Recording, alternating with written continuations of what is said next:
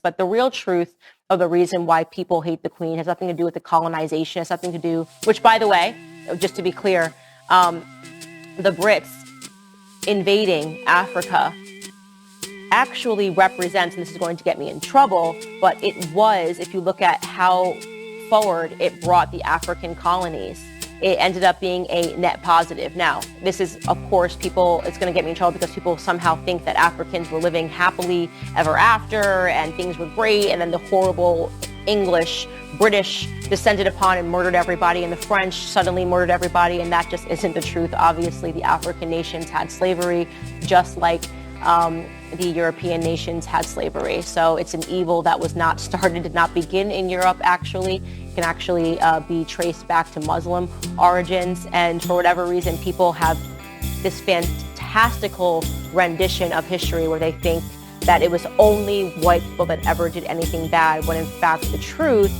is that even in terms of our own history, American history, it was the Africans that were selling the Africans to the Europeans, and usually for things as basic as gin and mirrors. I talk about this in my book. Like, it was at really basic things.